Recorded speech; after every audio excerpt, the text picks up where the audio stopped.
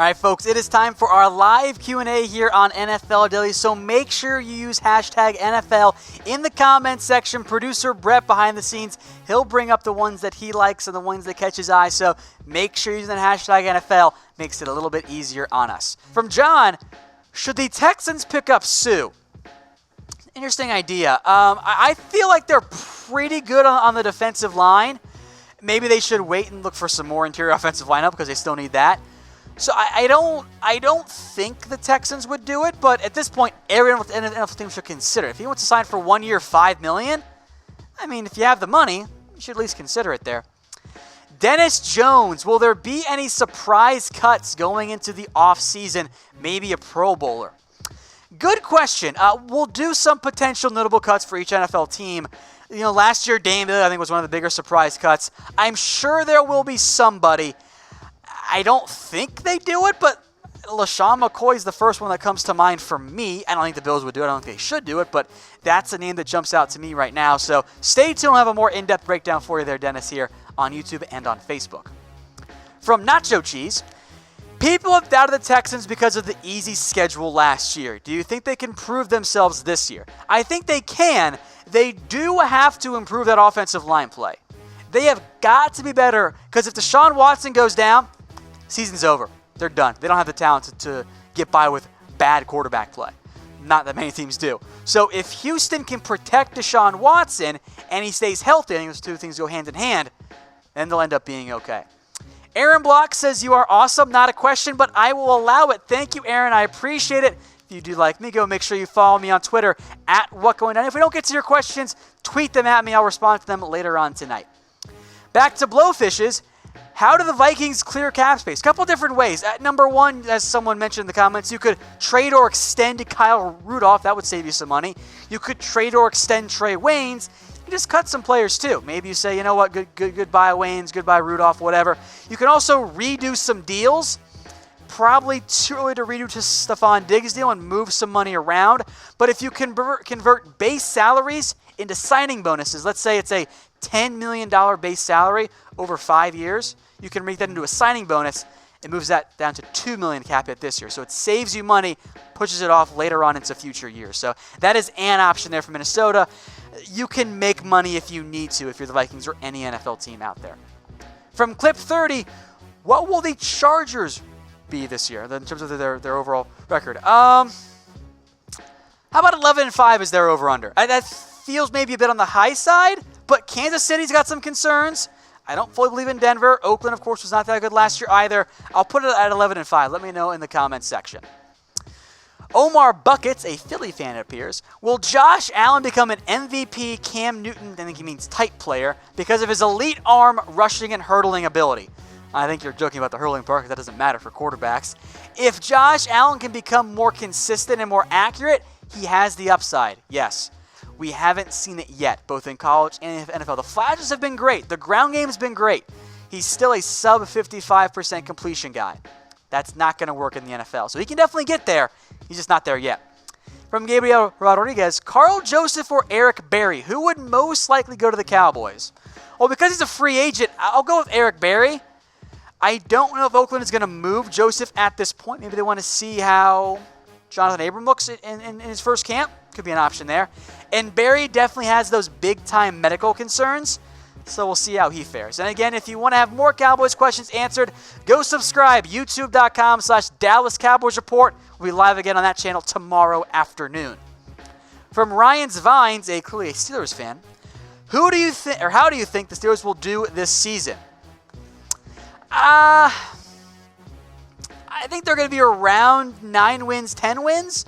I think Baltimore is going to be a good team. I think the Browns are going to be a good team. I have some concerns about Pittsburgh and that locker room under Mike Tomlin. Talent's still there. They'll compete as long as Big Ben is healthy. I do have some big-time doubts, though, if Big Ben actually ends up getting hurt. So they'll be a playoff contender, but they're not the lock like they once were. From Jabri Harper, do you think Qadree Ollison could end up taking the starting running back role due to Devontae Freeman's concussions of late?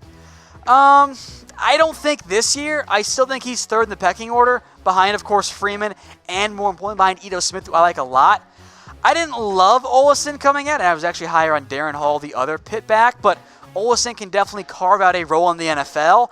I just don't think he's ready to be a starter yet, or maybe even the next couple of years if you're the Falcons. So, from R. Jonesy, how do you feel about the Colts signing Spencer Ware? He's going to have a tricky path to making the roster, I think. I think the Colts have some good running back depth there. He'll compete for that third role. I think very clearly, Marlon Mack is your number 1. Nyheim Hines is your number 2 / your number 1B. Jordan Wilkins is also there, so maybe Ware can beat out Wilkins. Maybe you carry 4 backs, but he's going to be a backup rotational guy, I think, at best. Wesley, is it Gant? Let me know in the comment section, my man. Shut up, producer Brett. Don't shake your head at me. Gant, whatever. Shut up. Will the Raiders trade for Rudolph? Raiders going to a Super Bowl, just win, baby. I don't think they're going to trade for him. It definitely makes some sense, but I think in general trades, you're going to wait a little bit longer for the most part, unless, of course, you're a kicker in the Bears, because you'll trade for anybody right now. So I don't think they will, but if Rudolph does get dealt, Oakland is definitely in the top 5 there in terms of likelihood, in terms of top fits for the Oakland Raiders. From Troy Blue, what's more likely to happen, Suh to the Cowboys or Eric Berry? I'll preface this by saying I think neither are that likely, and then I think Eric Berry is definitely the most likely of those two. I don't know where you fit Suh in terms of your defensive line depth. Now, obviously, he would start, but that means you're reducing Malik Collins' role. You're reducing Antoine Woods, Tyron Crawford, and most importantly, Tristan Hill. The Cowboys invested in those guys. They've invested in those players. They want them to play roles. If you add Suh, then honestly, what was the point of drafting Tristan Hill? I don't have a great answer for you, so I don't think that's the route that they're going to go. Alan Keener, who's a good comparison for Tony Pollard? Darren Sproles. Maybe? He offers some of those scat back return value type stuff. Maybe the way the Rams use Tavon Austin. The Cowboys try to compare him to Alvin Kamara, and I didn't like that comparison at all. I don't mind Sproles in terms of the way he's going to be used. Also, I don't like the Cowboys comping him to Kamara. That sets up unrealistic expectations, so I'm not going to do that one. Now, that was great. If somehow, some way, Hill gets to come back, the Chiefs trade him for Patrick Peterson. But why would the Cardinals do that? Why would you bring in Tyreek Hill when you've now drafted 4 receivers in the past 2 years, several of them high, for your best cornerback? Like Tyreek Hill's trade value is here. It's not on the screen. It doesn't exist right now. Pat Pete's up here. The ceiling is the roof for his trade value. So you can throw him into the deal, but you're going to have to get a ton back for Patrick Peterson. That doesn't make any sense for Arizona. Garrett Callahan, do the Redskins go after Tre Boston? I kind of think they want to stick with their current core, but Tre Boston's lack of interest never makes sense to me. He should have been signed early last year. He should have been signed early this year. He is at least a number 2 safety. I don't understand why teams aren't bringing in Tre Boston. He's a good starting caliber safety. It makes no sense that he's not there. All right, Cody Dunbar. Do you think Saquon Barkley takes it to the next level since the Giants improved the O-line?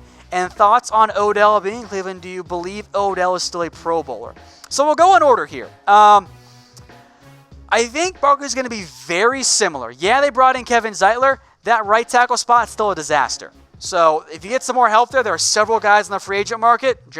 Jeremy Parnell makes sense to me. I think he'll be better, but I don't know how much better Barkley's going to get. There's some room for improvement for sure, but he's already really, really good. And yeah, Odell's still a Pro Bowler. He is one of the best receivers in the NFL. As long as he's healthy, that's a biggish concern, but I think down the stretch, Odell didn't really want to come back because the Giants just weren't very good. Not even going to try this name. Giants drafting Jones will go down in history as the biggest bust ever. I don't know. You guys know I don't like Daniel Jones. I'm not even going to go that far. We have the existence of Ryan Leaf and Jamarcus Russell out there. I don't think Daniel Jones quite fits that caliber of bust. Jason Douglas, will the Patriots create a new style offense without a threat at tight end? You've kind of seen the slow movement the past couple years. Running game.